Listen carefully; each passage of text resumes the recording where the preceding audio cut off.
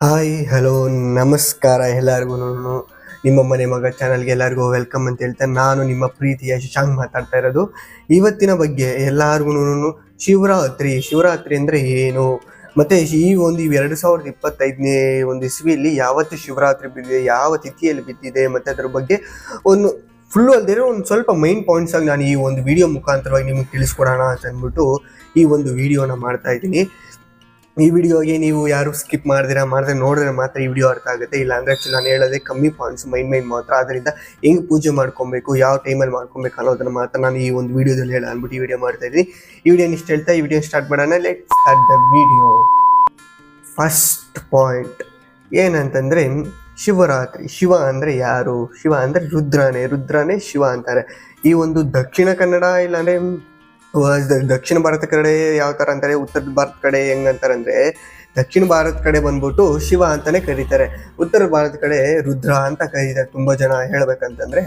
ಹಾಗೆ ಇನ್ನೊಂದು ಏನಂದರೆ, ಈ ಒಂದು 2025 ಎಷ್ಟನೇ ತಾರೀಕು ಬಿದ್ದಿದೆ ಅಂದರೆ ಫೆಬ್ರವರಿ 26ನೇ ತಾರೀಕು ಬುಧವಾರದಂದು ಈ ಒಂದು ಶಿವರಾತ್ರಿ ಅನ್ನೋದು, ಮಹಾಶಿವರಾತ್ರಿ ಅನ್ನೋದು ಬಂದಿದೆ ಈ ಒಂದು ವರ್ಷದಲ್ಲಿ. ಆ್ಯಕ್ಚುಲಿ ಶಿವರಾತ್ರಿ ಅನ್ನೋದು ಭಾನುವಾರ ಆಗಲಿ ಅಥವಾ ಈ ಒಂದು ಮಂಗಳವಾರ ಆಗಲಿ ದಿನದಲ್ಲಿ ಬಂದರೆ ತುಂಬ ಶ್ರೇಷ್ಠವಾದಂಥ ಒಂದು ಶಿವರಾತ್ರಿ. ಆದ್ದರಿಂದ ತುಂಬ ಅವತ್ತಿನ ದಿವಸ ಎಷ್ಟು ನಮಗೆ ಪುಣ್ಯ ಅನ್ನೋದಕ್ಕಿಂತ ನಮಗೆ ಒಂದು ಈಗಿನ ಜನ್ರೇಷನ್ಲಿ ಪುಣ್ಯ ಪಾಪ ಅನ್ನೋದಕ್ಕಿಂತ ನೆಮ್ಮದಿ ಅನ್ನೋದು ಬೇಕಲ್ಲ. ಆ ನೆಮ್ಮದಿ ಅಂತಕ್ಕಂಥದ್ದು ಸಿಕ್ಕುತ್ತೆ. ಅಂದರೆ ಇವಾಗ ಸಿಗಲ್ಲ ಅಂತಲ್ಲ, ಬಟ್ ಆ ಒಂದು ದಿನ ಬಂದರೆ ತುಂಬ ಶ್ರೇಷ್ಠ ಅಂತ ಅಂದ್ಬಿಟ್ಟು. ಅದೇ ಥರ ಯಾವ ಒಂದು ತಿಥಿ ದಿನ ಬಿದ್ದಿದೆ ಅಂದರೆ ತ್ರಯೋದಶಿ ಅನ್ನೋ ಒಂದು ತಿಥಿ ದಿನದ ಬಿದ್ದಿದೆ. ಮತ್ತು ಅದೇ ಥರನೇ ಕೃಷ್ಣ ಪಕ್ಷ ಮಾಘ ಮಾಸ ಅನ್ನೋ ಈ ಒಂದು ತಿಥಿ ದಿನದಲ್ಲಿ ಮಾಸದಲ್ಲಿ ಬಂದಿರತಕ್ಕಂಥ ಈ ಒಂದು ಶಿವರಾತ್ರಿ. ಇದರಲ್ಲಿ ಶಿವರಾತ್ರಿ ಯಾಕಪ್ಪ ಮಾಡಬೇಕು, ಯಾಕೆ ಶಿವರಾತ್ರಿ ಮಾಡ್ತಾರೆ ತುಂಬ ಜನ, ಎಲ್ಲರಿಗೂ ಡೌಟ್ ಇದೆ.